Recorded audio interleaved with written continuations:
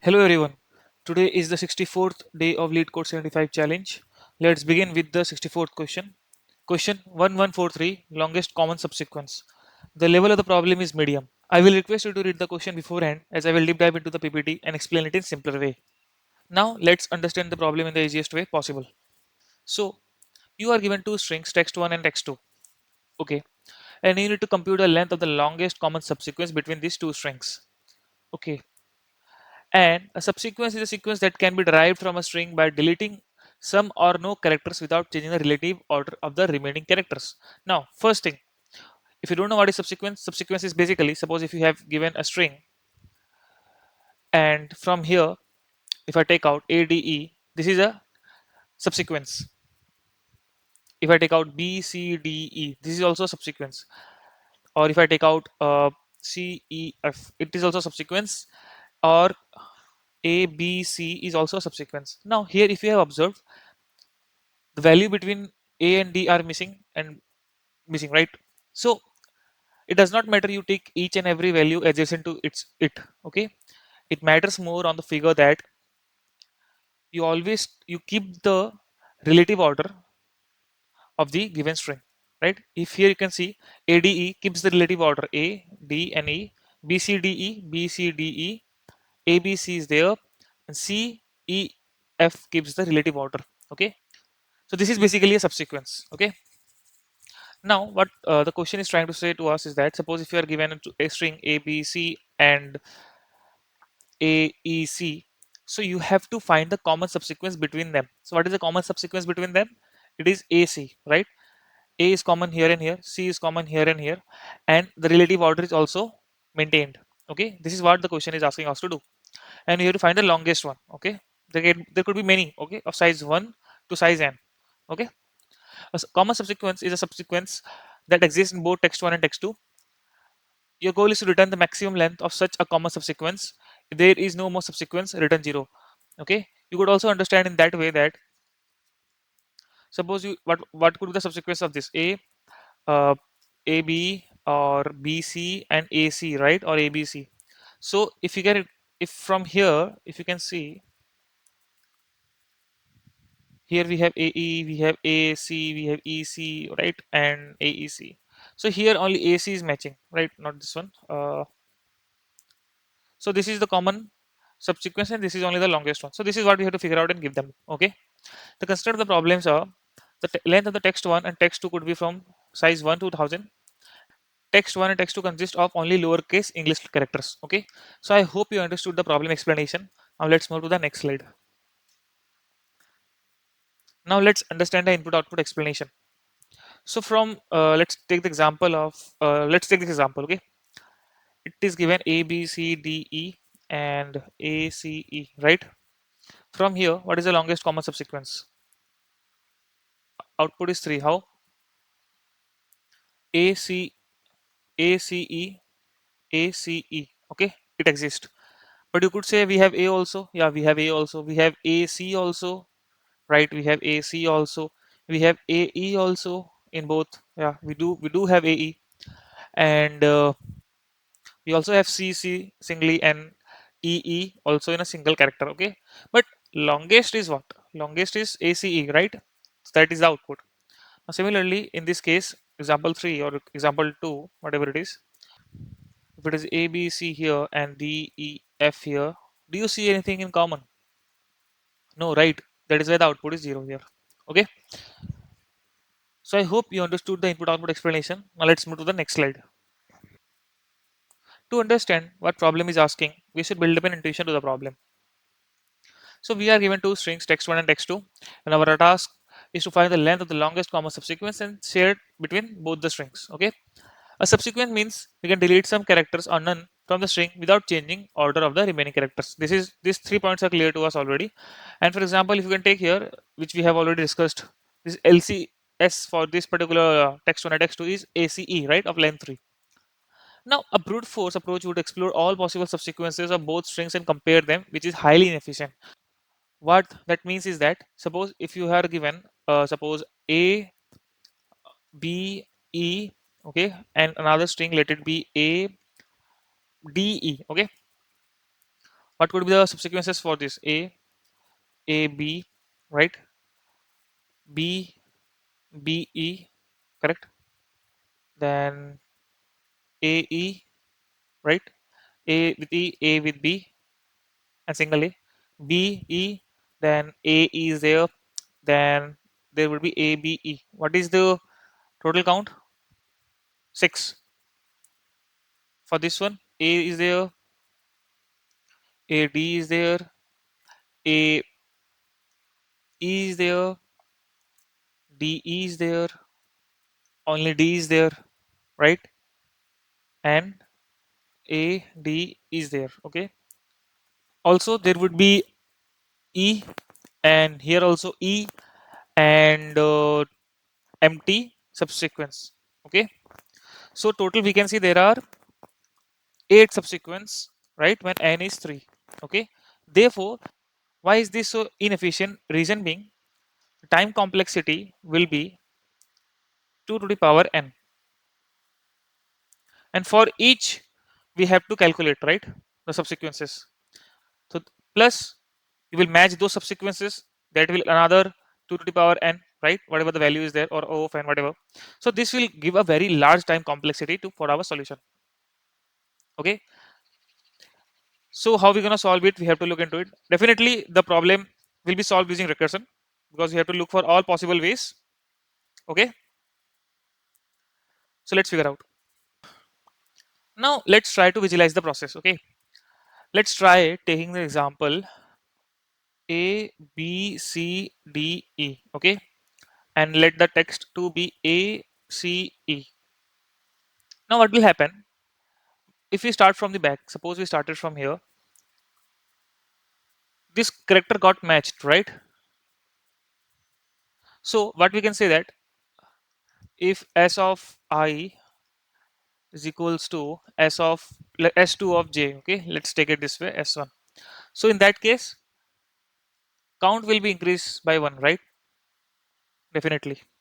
But now when we move ahead, if we come here and this comes here, we can see that they both didn't matched, right? But the value after D will definitely will match with C of the second text, right? So what happened here?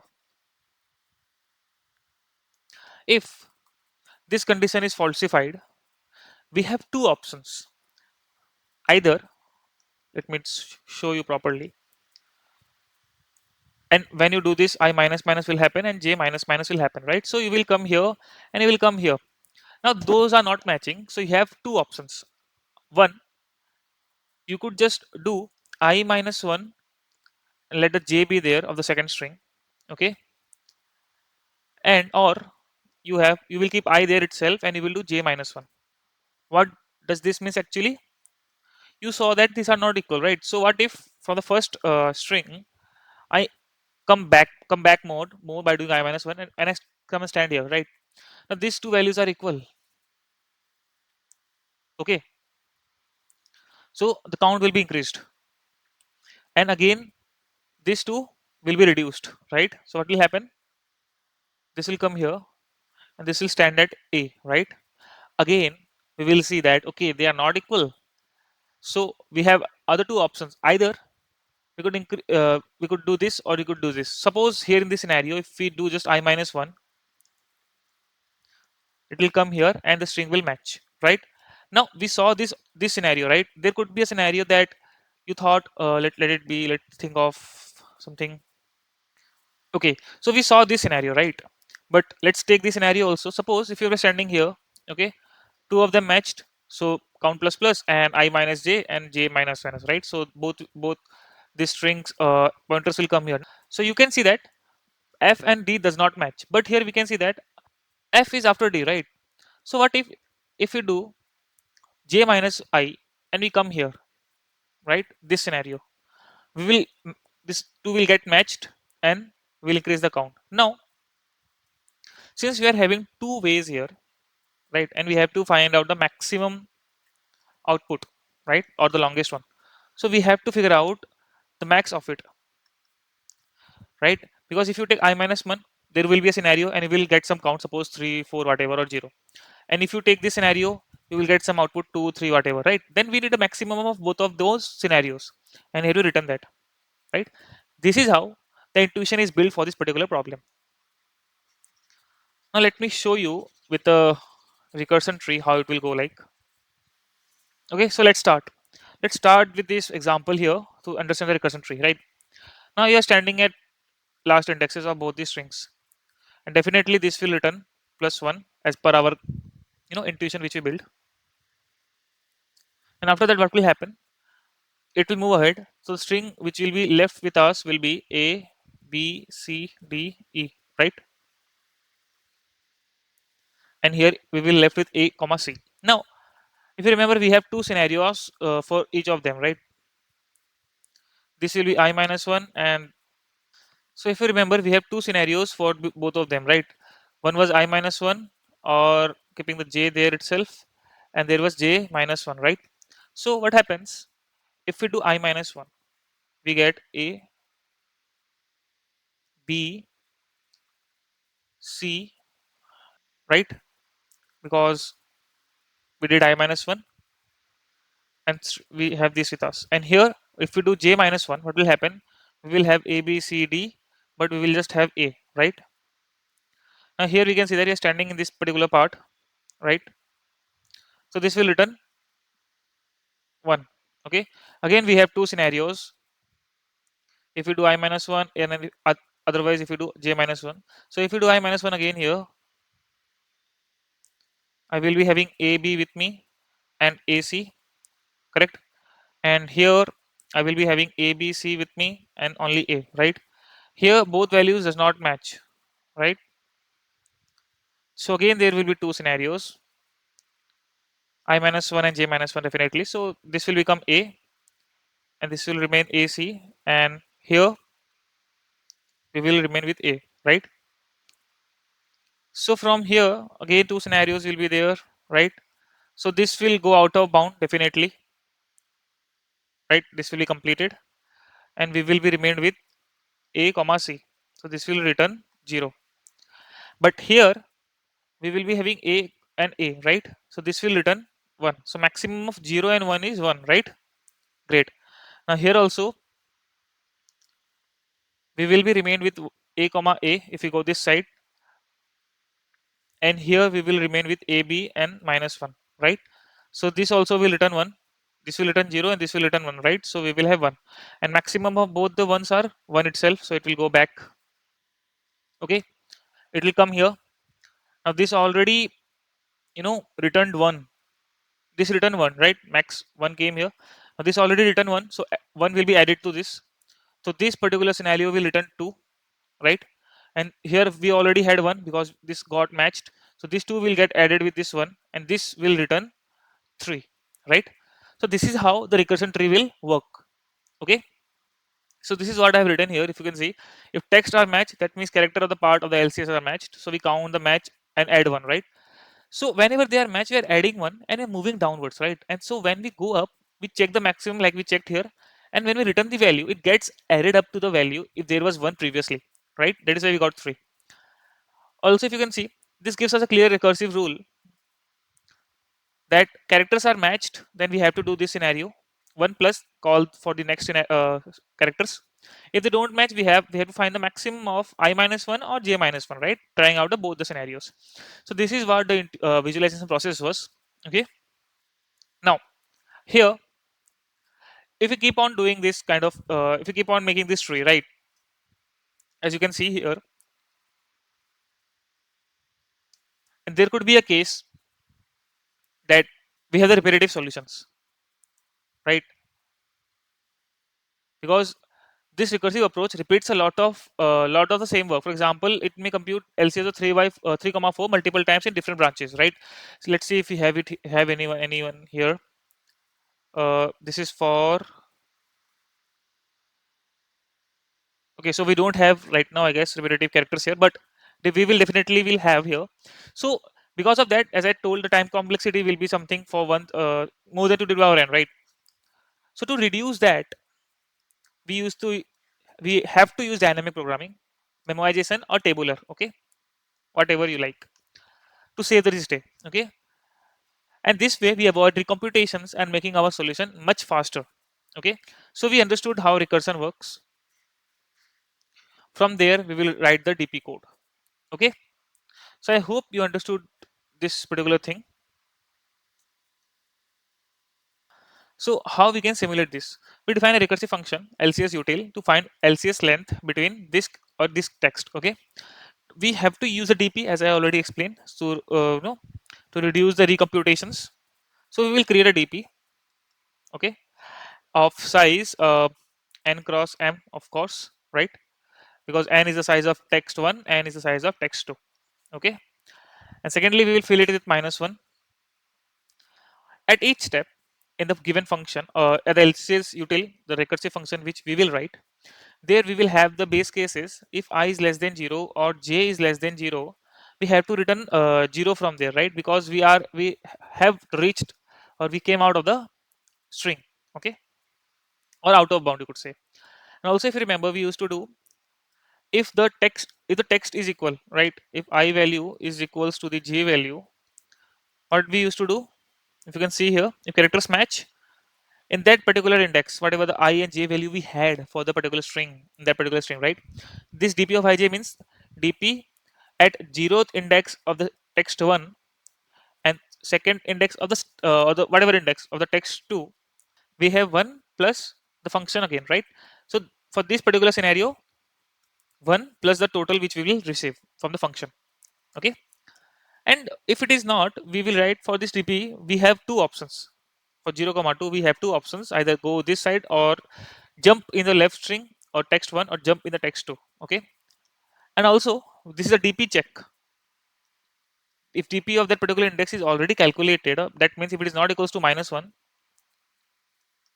that means we have already calculated this particular scenario, so just go back, no need to compute any more thing or any more recursive for that particular scenario. Okay, and this complete recursion code will be written under the main function which is given to us, named as longest common subsequence. Okay, so this is how we can simulate this. Now what we figured out, we figured out that dynamic programming help us break the problem into smaller overlapping subproblems. Definitely using a memoization table, we would avoid recalculating the same LCS length. By exploring characters matches and mismatches recursively, we build the correct LCS length. This top-down DP approach ensures optimal structure and efficient computation. Right? We figured out the recursive solution first. Right? From there, we build up the DP solution to reduce our time complexity. Right? So I hope you understood the intuition explanation. Now let's move to the next slide. Now, since we got the intuition of the problem, let's look into the approach how we're gonna solve it. Okay. So let's start the recursive preparation. Now, since we got the intuition of the problem, let's look into the approach how we're gonna solve it. Okay, so let's start the recursive preparation first. So in the main function which is given to us, longest comma subsequence, we create a 2D DP list of size m cross n, initialized with -1. If you remember how the DP will be created, if you remember, DP equals to -1 for dash in range uh, m, right? Then this will get closed inside of the DP. Then outside of the DP for dash in range n. Okay. Now this triggers, and we will call the fun function or helper function with passing m-1 and n-1 and the DP. Okay. Now in step 2, at fun function we will handle the base cases. If index is less than 0 or index 2 is less than 0, we return 0 because we have ran out of the characters to compare, right? So these are the two. This will happen in fun function. Okay, the recursive function. Now at the step 3, we will apply the memoization and recursion. Now, if you remember, we did the index 1 less than 0 or index 2 less than 0. We used to return 0, right? Now, if dp is also of that particular thing, right? If dp of index 1 and of index 2 is, if it is not equals to -1, that means the value has already been created. So we'll just return this dp itself. Okay, we just return it. Otherwise, we check if the text of the index is equals to the index 2. In that particular scenario, in that particular index 1 comma index 2, we will add this value 1 and move ahead. Else we give two options: either we move in the index text 1 by one character and not in text 2, or we move by one character in text 2 but not in text 1. Okay, and take the max of both the scenarios. And after doing all of this, we return the dp of index at the end. This captures both possibilities: matching characters extends the lcs, and the non-matching characters let us explore alternative subsequences. Now finally, when all these things are done at the main function, we will be returning the main our recursive fun function n minus 1 comma n minus 1, and dp is also passed here, right? So this gives us the final length of the longest subsequence of text 1 and text 2. Okay, so I hope you understood the approach explanation. It was pretty crisp and pretty small. Okay, let's move to the next slide. The code is the exact copy of the approach discussed. Let's understand it line by line. So here, if you can see, this is the given function, right? And text 1 and text 2 is given already to us. We have taken out their lengths, and after that we initialize the dp. Okay, this is done. Now this is the main recursive function which we will write, in which we will check for the base case, then again the dp check. Then if both the indexes are equal, we calculate the value or the sum for that. If not, we have two scenarios here, and at the end we return the dp. Right, in the recursion tree we have to return its value, right, so that it gets what it is. And at the end we return function of n minus 1 comma n minus 1. Okay, so the time complexity for this particular code turns out to be n cross n. Reason being, here if you can see, two parameters are changing, which are index 1 and index 2, right? And dp comes out to be a 2D dp. Okay, if you ignore this 2D part, if we just iterate in a matrix, 2D matrix, what is the time complexity normally? N cross m, right? So this becomes the same scenario here. I hope you understood. And the space complexity is n cross m. Reason being, the dp which is created is of size n cross n. Okay, so I hope you understood the code explanation. Now let's move to the next slide. Now since we have the understanding of the code, let's look at the dry run of the example. Let's try taking some simple example rather than taking this example here. Okay, let's take ADE and ABE. Okay, now for this, what will the DP look like? It will be 3 cross 3, 9, right?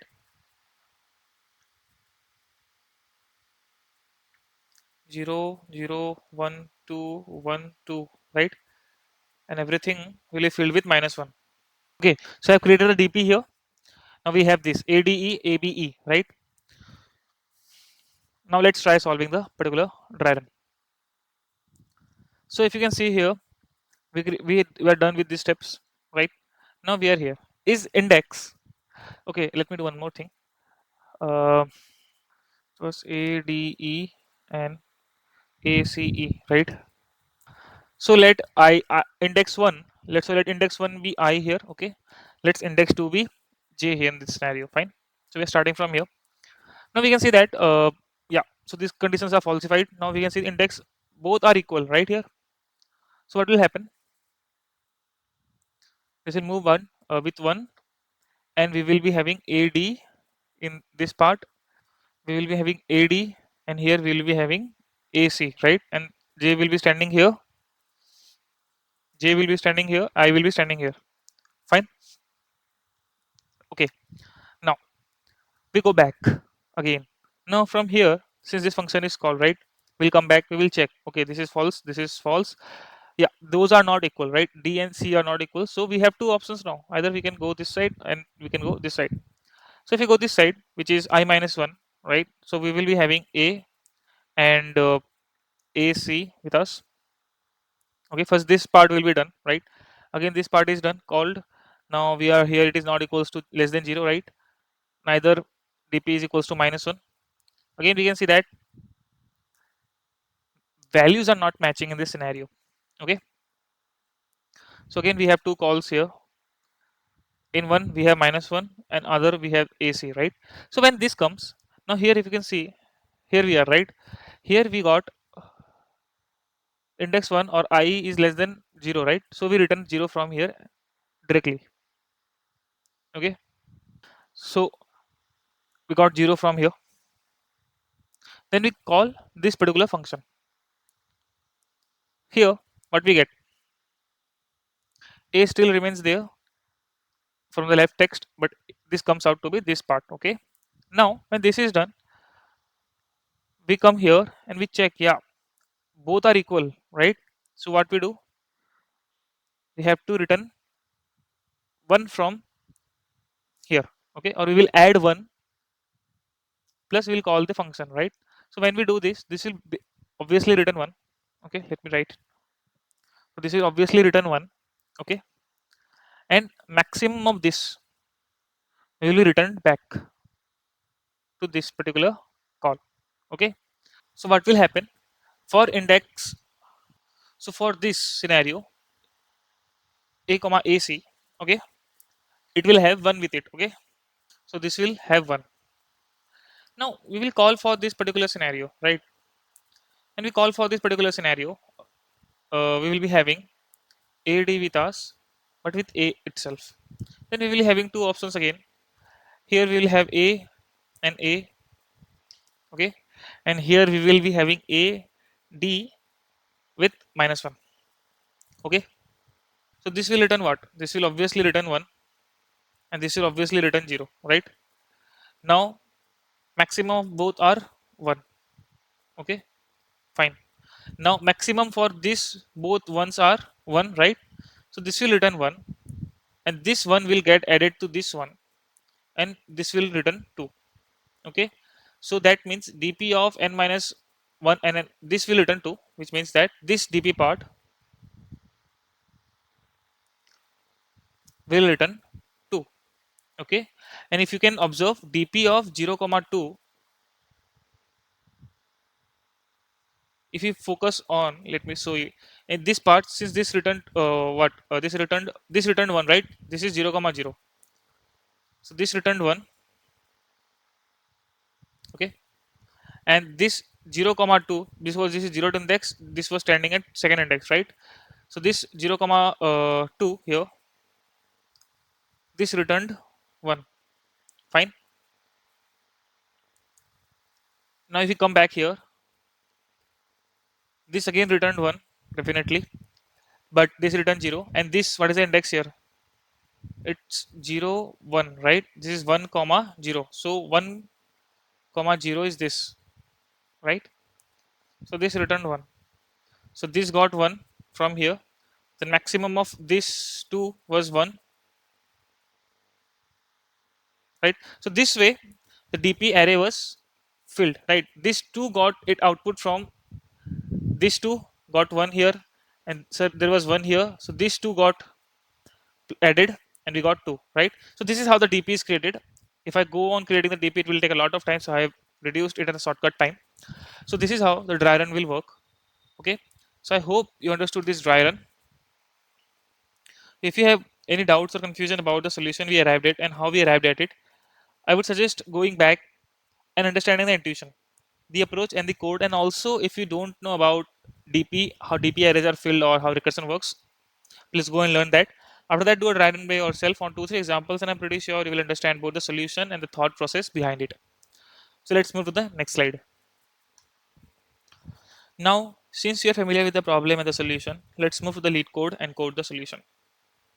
Okay, let's start by taking the length of the text 1, m equals to then length of the text 2. Then we'll create a dp array.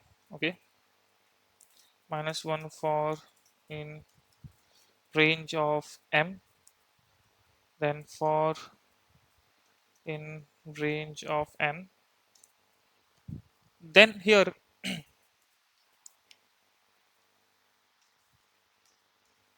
and here we will create the main function, or the we could call it as fun function, right? Self is not required here because since we are writing within the main function in Python, so we won't be requiring self here. We'll just write index 1 and index 2, and then if index 1 is less than 0 or index 2 is less than 0, what we used to do? We used to return 0 itself. Okay. If dp of index 1, index 2, if it is equals to, if it is not equals to minus 1, we used to return dp itself, dp of index 1, index 2. Okay. Now main function, if text 1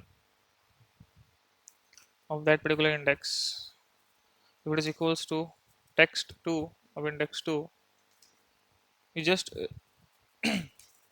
for that dp of index 1 and index 2, we will add 1 to it, and whatever the value comes back from this function, we will store it. Okay. Because this function will return some sum from its future you know previous calls, and that total sum will be added to this one, and we will, for this particular index, we will get that total sum. Okay. So this is how recursion works. We will, what we will do, we'll do index 1 minus 1, index 2 minus 1. Okay.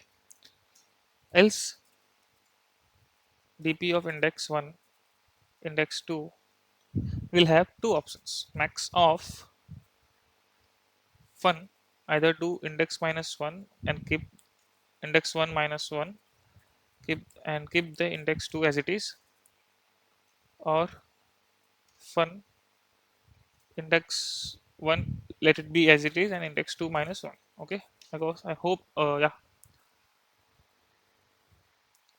after that we will just return dp of index 1, index 2, and finally we will just return, or we'll call the function here and return it, function n minus 1 comma n minus 1. Okay. Let's try submitting for the sample based test cases, or sample test cases. Okay, so there is a syntax error. Okay, instead of exclamation I gave minus 1 minus here. Let's try again. Okay, now let's finally submit the solution. We have successfully submitted our solution. Now the code of the problem is available in my GitHub repository. You can find the link in the description. Thank you everyone.